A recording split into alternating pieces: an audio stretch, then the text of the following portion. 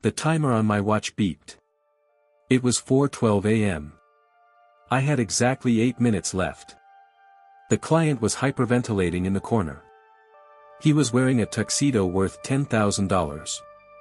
It was covered in vomit. I didn't look at him. My eyes were on the white Persian rug. There was a red stain spreading across the center. It looked like a map of a country that didn't exist. "Is she dead?" the client whispered. His voice cracked. "Please tell me she isn't dead." I ignored him. Rule number 1, never diagnose the problem. Just remove it. I knelt down. The smell hit me. Stale champagne. Ozone. And the metallic tang of fresh blood. I checked the pulse of the woman lying on the floor. It was faint. Freddie. But it was there. "She's alive," I said. My voice was flat. "Call the private ambulance." "The number I gave you." "Not 911. "But the doorman called up," the client stammered. "He said the police are downstairs. They got a noise complaint." I stopped scrubbing. I looked at my watch. 4:13 a.m. "You didn't tell me that," I said. "I forgot," he cried. "Price just doubled," I said. "Transfer the funds. Now." I stood up. I grabbed the woman under her arms. She was light. Too light. I dragged her toward the panic room behind the bookcase. "Open it," I commanded. The client fumbled with the keypad. His hands were shaking violently. He punched in the code. The heavy steel door slid open. I pulled her inside. I placed a pillow under her head. I put a bottle of water next to her. Then I closed the door. "What about the rug?" the client asked. He was pointing at the red stain. "The police are in the elevator," I said. "We don't have time to clean." I grabbed a bottle of red wine from the shattered glass table. A vintage Cabernet. I uncorked it. I poured the entire bottle over the bloodstain. The dark purple liquid swallowed the red. Now, it just looked like a party foul. A drunken mistake. Not a crime scene. "Take off your jacket," I ordered. "Throw it in the trash chute." He obeyed. He moved like a puppet. "Sit on the couch," I said. "Turn on the TV. You are drunk. You are tired. You are alone. Do you understand?" "Who are you?" he asked. He looked at me with wide, terrified eyes. "I am the maintenance man," I said. I pulled a blue jumpsuit from my duffel bag. I stepped into it. I zipped it up over my suit. I put on a hat. I grabbed my toolbox. Ding!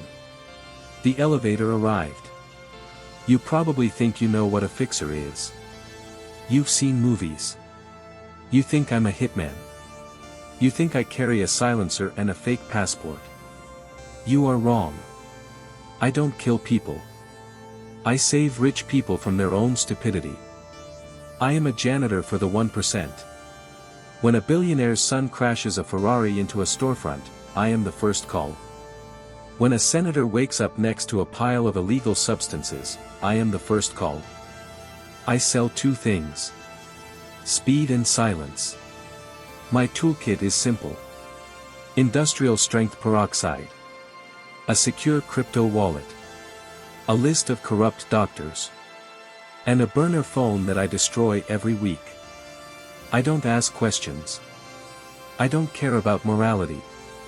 Morality is a luxury for people who can't afford my hourly rate. My job is to reset the room. To make it look like nothing ever happened.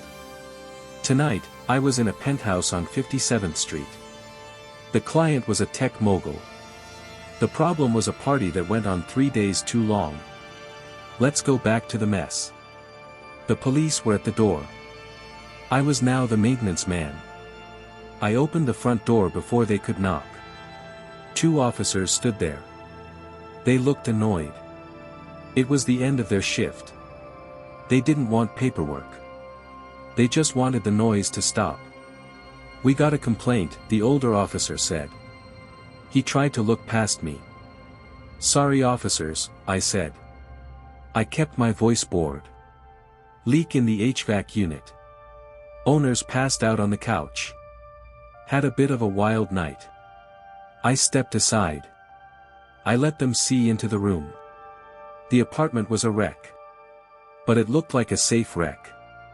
Broken glass. Spilled wine. The client was slumped on the leather sofa, snoring. It was a fake snore, but it was good enough. The officers sniffed the air. They smelled the wine. They didn't smell the blood. The Cabernet masked everything. "Is he okay?" the younger officer asked. He pointed at the client. "He's fine," I said. "Just rich and stupid. I'm cleaning up the water leak in the back. I'll make sure he keeps it down." The older officer nodded. He looked at the shattered table. "Nice place," he muttered. "Must be nice." "It's a rental," I lied. They turned around. They walked back to the elevator. I closed the door. I locked the deadbolt. I waited 10 seconds. I listened to the elevator descend. "Get up," I said. The client sat up instantly. He was sweating. "Did they buy it?" he asked. "For now," I said. "But the ambulance is 5 minutes away. We need to move." I went back to the rug. The wine trick was temporary. I couldn't leave evidence. I took a utility knife from my belt. I cut the rug. I sliced a 6-foot square right out of the center. I rolled it up tight. I wrapped it in heavy-duty black plastic. Then I taped it shut. "That rug cost $50,000, the client whimpered. "Freedom costs more," I said. I moved to the panic room. I opened the door. The girl was awake. She was groaning. She touched her head. "Where am I?" she asked. "You slipped," I said. "You hit your head. An ambulance is coming. You are going to a private clinic. You will sign a piece of paper. You will receive a very large settlement." I looked at the client. "Right?" "Right," he said quickly. "Whatever she wants." I heard a buzz from the service entrance. The private ambulance team. They were on my payroll.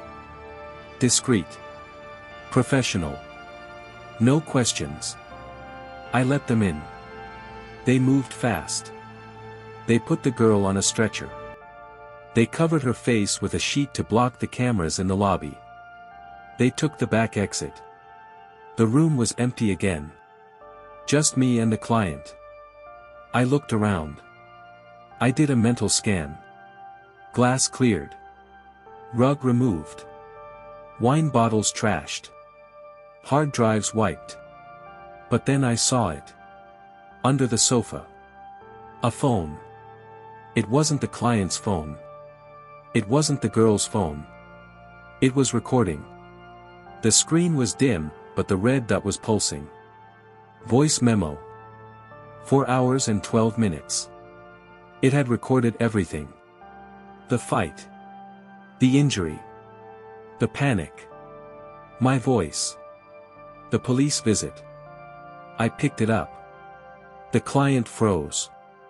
His face went pale. "Is that yours?" I asked. "No," he said. "It must be hers.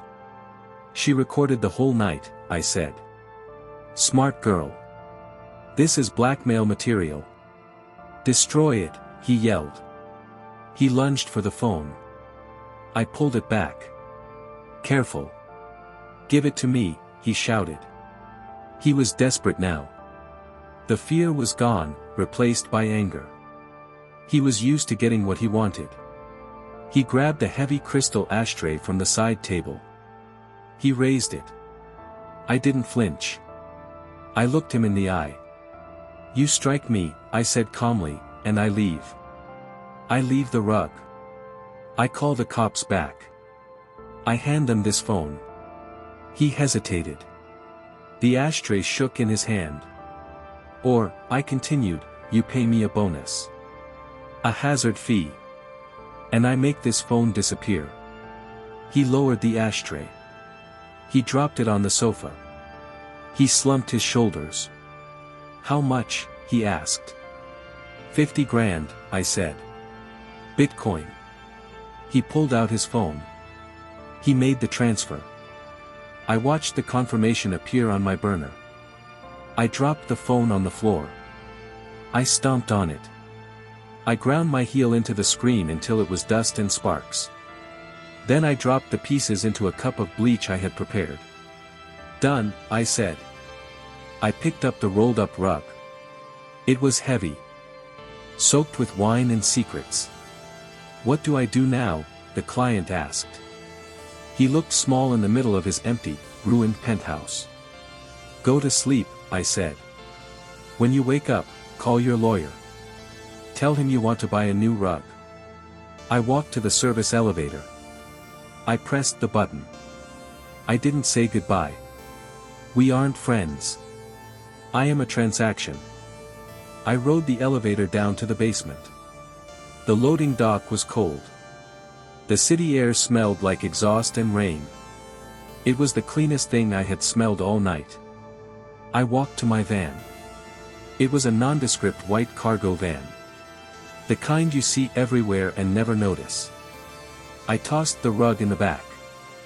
I threw my blue jumpsuit in with it. I would burn them both in an incinerator in Jersey before the sun came up.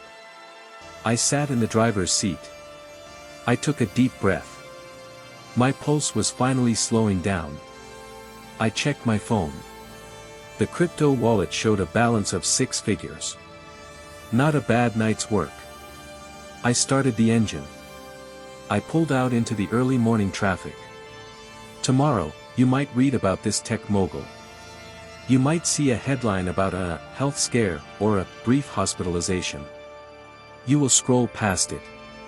You won't care. You will see him on TV next week.